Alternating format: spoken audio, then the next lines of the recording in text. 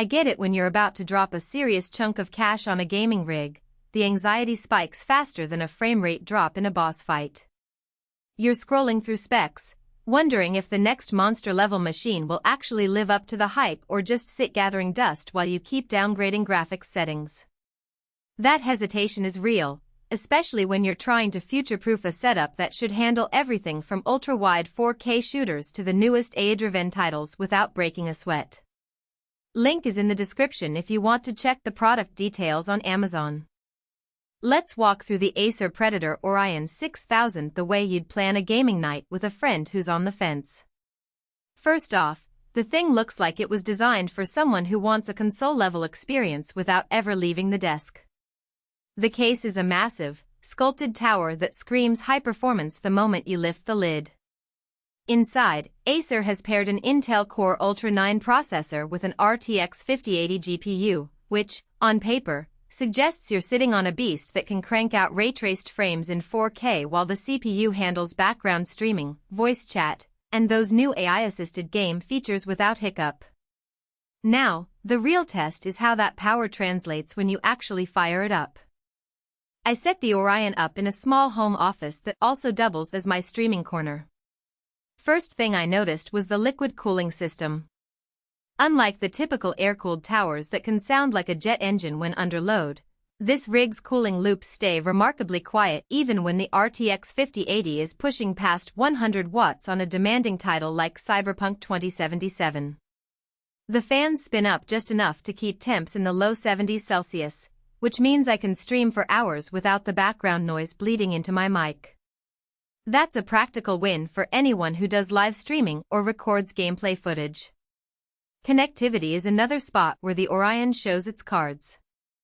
With Wi-Fi 7 built-in, you get a next-gen wireless connection that, in my tests, handled a 1440p, 240Hz match on a competitive shooter without any visible lag spikes. The Ethernet port is still there for the purists who prefer wired stability, but the wireless upgrade is a genuine future-proofing move, especially if you ever move to a mesh network that supports the new standard. It also includes a handful of USB-C ports, which means you can plug in newer peripherals or an external SSD without hunting for adapters. Storage-wise, the 1TB Gen 4 SSD is fast enough that loading times feel negligible. I installed a fresh copy of Windows 11 Home and launched a fresh install of Elden Ring. The world loaded in under 5 seconds, and moving between zones was seamless. That speed is more than just a brag right. It actually matters if you're the type who jumps into multiple games in one sitting and hates waiting for the loading wheel to spin. But let's not gloss over the trade-offs. The Orion's size is a double-edged sword. Its tower is massive, roughly the height of a small fridge. If you're living in a compact apartment or have a tight desk setup, finding a spot for it can be a headache. It also means the weight is substantial. You'll need at least 2 people to move it safely, which could be a problem if you ever need to relocate. The power consumption mirrors its performance. While the dynamic cooling keeps temps down, the combo of an Ultra 9 CPU and RTX 5080 can draw upwards of 600 watts under full load. If you're on a modest electricity budget, you'll see the numbers on your bill climb faster than a leaderboard rank. Another practical consideration is future upgradability. The case is proprietary enough that swapping out the GPU for a newer model isn't as straightforward as it would be in a standard ATX chassis.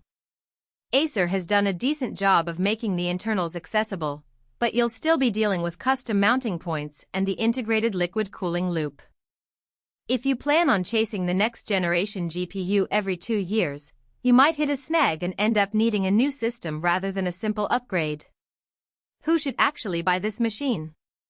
If you're a serious gamer who wants to dive into 4K ray-traced titles right now, do a lot of streaming, or run heavy creative workloads like video editing or 3D rendering, the Orion's combination of raw CPU horsepower, top-tier GPU, and quiet liquid cooling makes a lot of sense.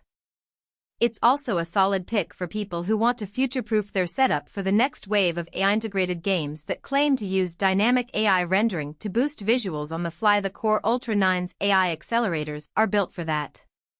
Who should skip it? If you're primarily a 1080p or 1440p gamer who doesn't need ray tracing at max settings, or if you're on a tight budget, the Orion is overkill. There are smaller, less expensive rigs that can handle those resolutions just fine without the massive power draw and footprint. Also, if you're a minimalist who values a sleek, low-profile desk, the sheer size and weight will be